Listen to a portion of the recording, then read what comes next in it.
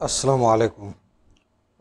ہم غیبی نظام کے جو 3 آئٹمز سے وہ ڈسکس کر چکے ہیں۔ اس وقت ہم ظاہری اسباب کی طرف جا رہے ہیں۔ تو اس سے پہلے کہ ہم آگے بڑھیں، ایک پچھلے جو ہم نے 3 چیزیں ڈسکس کی تھیں اس کے بارے میں ایک چھوٹی سی بات عرض کرتا ہوں۔ آپ نے امید ہے ان کے ساتھ اپنا اسیسمنٹ کر لیا ہوگا۔ وہ 60 نمبر ہم نے دیے تھے، 3 سیکشن تھے۔ میں نے خود بھی اپنا اس کے ساتھ اسیسمنٹ کیا ہے، تو میں نے اپنے لیے 60 میں سے 40 نمبر وہاں پہ رینڈملی لیے ہیں۔ یوں سمجھیے کہ 20 نمبر تھے رائز بیفور سن رائز کے، وہ میں نے 20 کے 20 ہی اپنے خود کو دے دیے ہیں۔ لیکن اس کے بعد جو نظام غیب سے ارتباط ہے اس میں 20 میں سے 50% اور صدقات جو ہیں اس میں سے 20 میں سے 50%، تو یہ میں نے خود کو دے دیے ہیں۔ ٹوٹل یعنی 60 میں سے 40 ہو گئے۔ اب اس سیکشن میں مجھے 20 نمبر لینے ہیں تاکہ پورٹی لائن سے کراس کروں۔ تو یہ آپ کے ساتھ یعنی آپ بھی اپنا اسی حساب سے اپنا اسیسمنٹ کرتے رہیں۔ ایک بات برسبیل تذکرہ سامنے آئی ہے۔ ایک دوست نے پوچھا کہ آپ نے یہ جو 0/0 کنیکشن لکھا ہے یہ آپ نے کس لیے یعنی یہ نومنکلیچر دیا ہے؟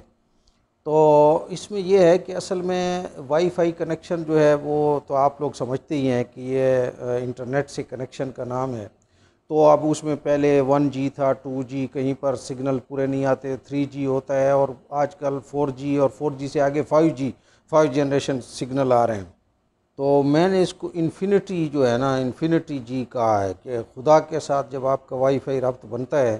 تو اس کی لامحدود جو ہے نا یہ وہ ہے، اور انفینٹی کو چونکہ میتھمیٹکس میں 0/0 کہا جاتا ہے، وہ انفینٹی ہے، اور اس لیے میں نے اس کو 0/0 جی کنیکشن لکھا ہے۔ اور 0/0 سے میری مراد یہ ہے کہ اوپر جس خالق سے آپ مانگنے جا رہے ہیں اس کے مانگتے ہوئے، اس سے کنیکشن بناتے ہوئے اس کی مخلوق جو ہے اس کے ساتھ آپ کا طمع یا امید جو ہے وہ بھی 0 ہونی چاہیے، مخلوق سے کوئی امید نہیں ہونی چاہیے، اور مخلوق سے کوئی ڈر جو ہے اور یا کوئی خوف جو ہے وہ بھی نہیں ہونا چاہیے، وہ بھی 0 ہونا چاہیے۔ تو اس کو میں نے 0/0 کنیکشن کا ہے۔ مخلوق کے ساتھ آپ کا کنیکشن نہ ہو تو انفینٹی کنیکشن ہوگا، لا خوف علیہم ولا هم یحزنون۔ تو خیر یہ ایک میرا اپنے ذاتی میں نے اس کو ایک عنوان دیا ہے۔ اب ہم آگے بڑھتے ہیں، جو ہم نے وہ کیا ہوا ہے اس کے بارے میں کوئی تھوڑی بات کرتے ہیں۔ غربت کے حل کی مادی اور ظاہری تدابیر ہیں ان کی طرف چلتے ہیں۔ اب تک کے جو ہم نے 4-5 ویڈیوز دیے ہیں اس میں اس مسئلے کے حل کے غیبی نیٹ ورکنگ کے بارے میں ہم نے کچھ عرض کیا تھا۔ اب اس کے بارے میں کچھ جو ظاہری تدابیر ہیں اس کے بارے میں ہم بات کرتے ہیں، اور جس کے لیے ہم نے 40 نمبر رکھے تھے اس میں ہم نے 2 کام کرنے ہیں۔ ایک، سب سے پہلے اپنے اخراجات میں کمی لانی ہے،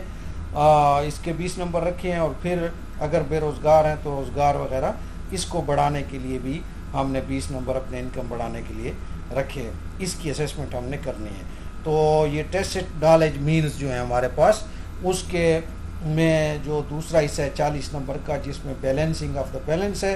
اخراجات میں توازن پیش کرنا ہے، اور فلو دا ان فلو ہے، اپنی آمدن کو بڑھانا، اس کے 20 نمبر ہے۔ پھر یہ بیلنسنگ آف دا بیلنس جو ہے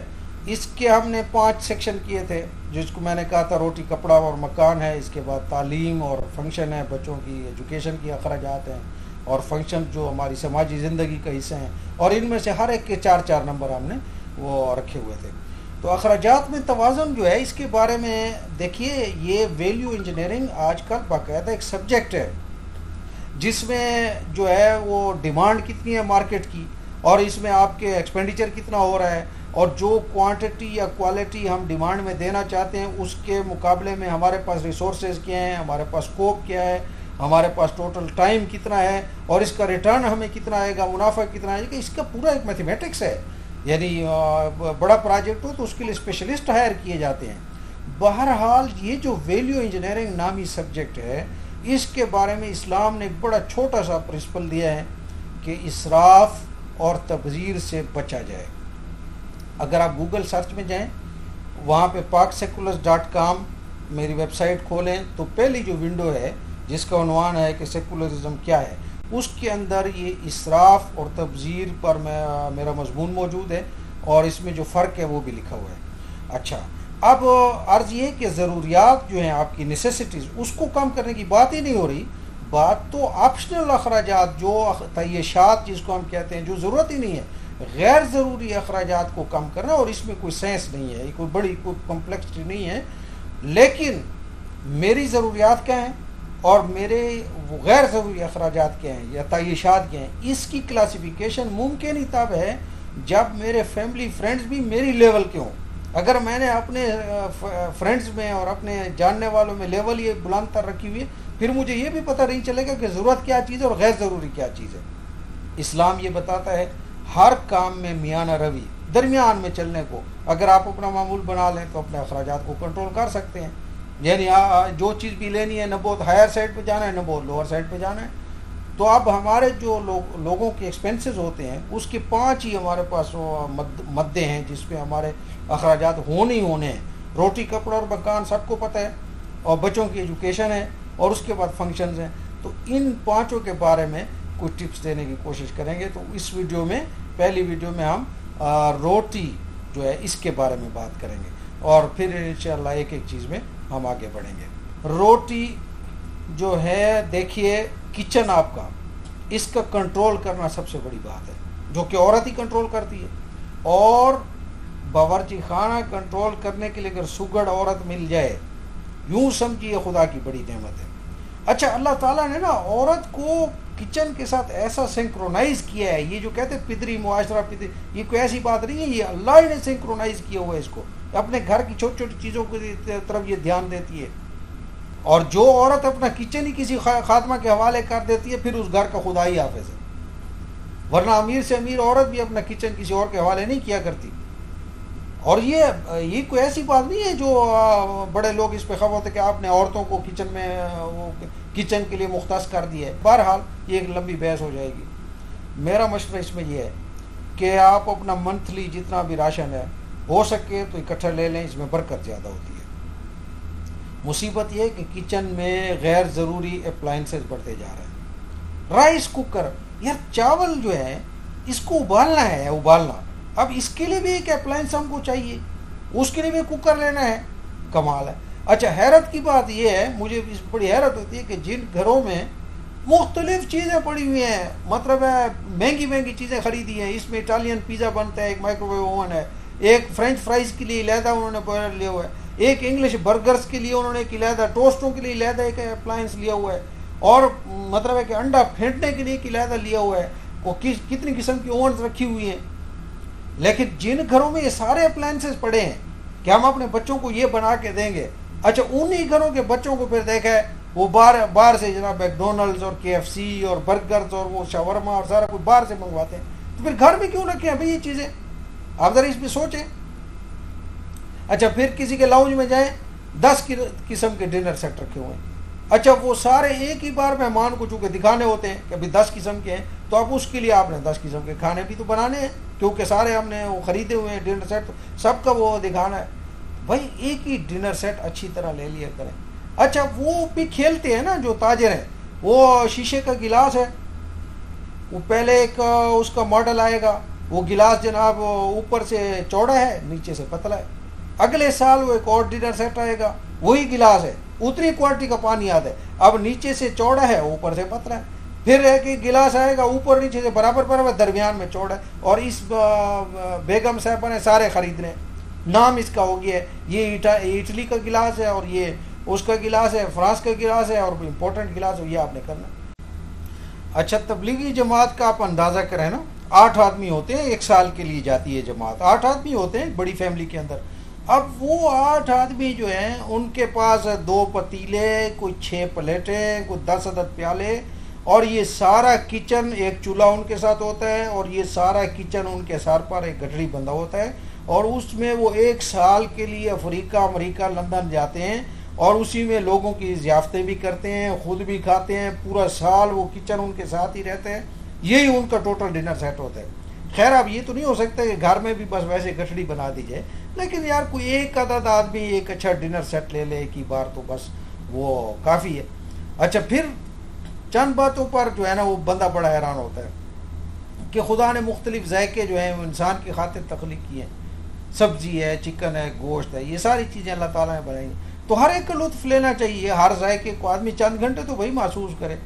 چاہیے یہ نا کہ ایک آدمی ایک دن سبزی پکا لے، اس کا ذائقہ فیل کرتا رہے، اگلے دن گوشت ہو، اگلے دن دال، کچھ اس طرح کو معقول حیرت یہ کہ ساری چیزیں یکدم ہی جو ہے نا سبزی، گوشت، چاول سب کچھ اندر بھر دیتے ہیں، اب پتہ نہیں لوگ اس کے ذائقے کا جو ہے وہ لطف کب لیتے ہیں،